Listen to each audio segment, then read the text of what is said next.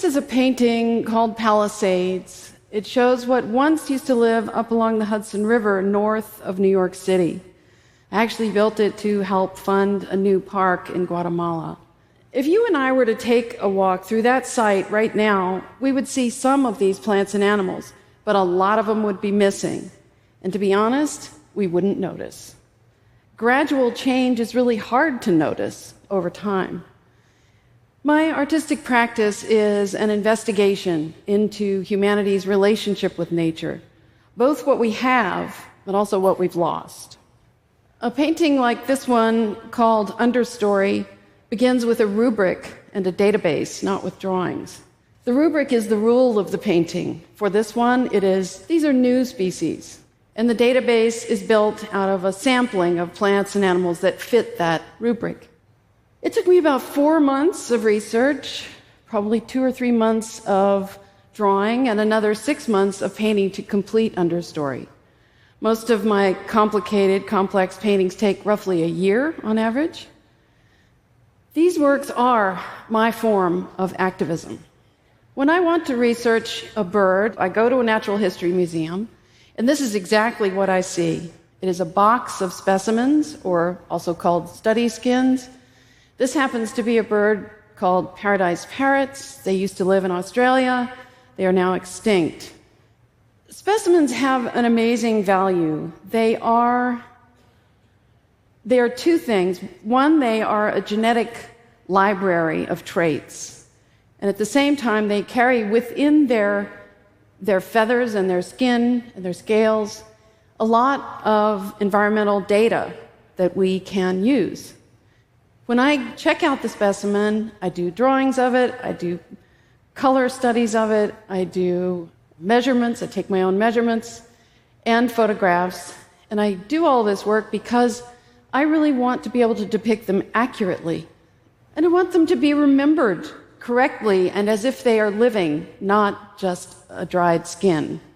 This painting is called Canopy, and it is an exploration of species that have just been discovered. Every single living thing you see in it, every little moss, every insect, each and everything is new to Western science. I say new to Western science because it is certainly not just evolved, and it is not new to the people who live with it. They probably have their own name for it, but it is new to Western science. That newness can carry some risk. There are collectors who love to have a new species. I call this painting Trade because it is about black market trade in wildlife. Each of these things is taken out of nature and sold somewhere, either legally or not legally. Both novelty and rarity have this awful way of driving prices straight up.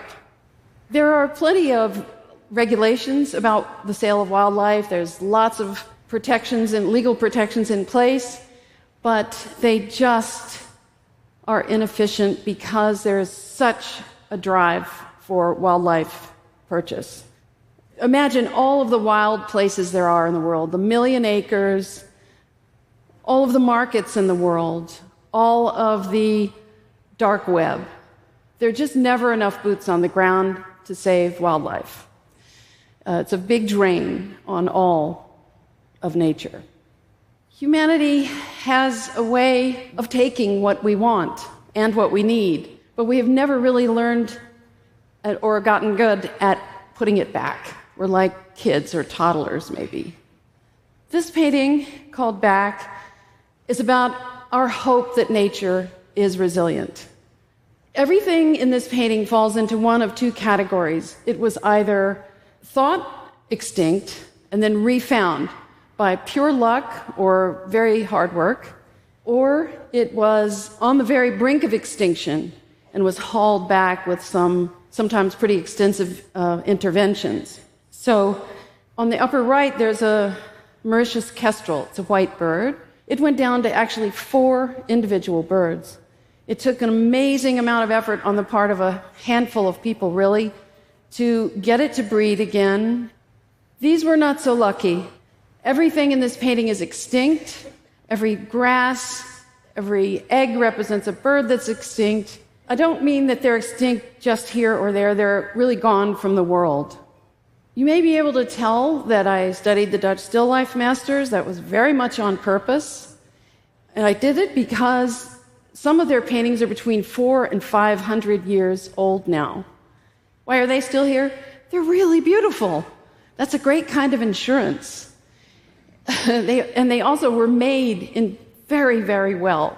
Just the materialism is really strong. So I've borrowed a bunch of their techniques, most of their materials, and I marry that with modern science so that I can share with future generations some of our understanding of what's happening to our biodiversity right now, like what's struggling, what's thriving, what's doomed. The paintings are kind of like an environmental snapshot, a picture in time, or maybe better, like a message in a bottle. With luck, these paintings can talk to the future. This is a detail from Gone. On your left, there's a bird that I showed you as a specimen, the paradise parrot from Australia, Gone. In the middle is a passenger pigeon, which is extinct despite the fact that there were millions upon millions of them. They used to darken the skies of this part of America, the Midwest. The yellow-headed bird on the right is a Carolina parakeet that used to raucously fill the skies of the southeast of the U.S. This was the first painting I did of extinct species, so it's kind of Gone 1.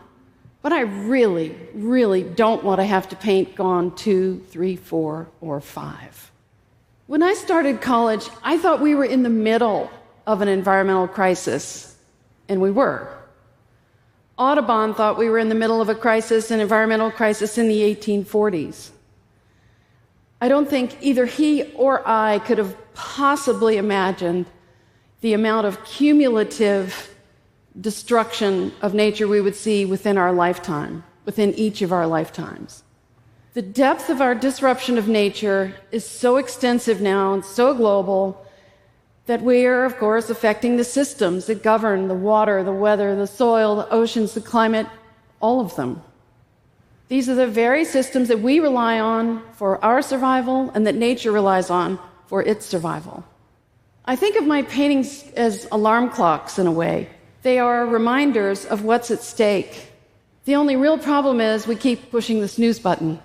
I plan to keep documenting in paint biodiversity that's at risk, making a record of it, and advocating for biodiversity as I can. But what's probably more important is what is the next message that gets carried through these paintings into the future. It's humanity collectively that will decide that message. You know, I've thought it could be, well, too bad, these are the ghosts. These are what we lost. But it would be much better if that message was, this was the moment we started to take action, where we really tried to save life on this planet, including our own. Thank you. Thank you.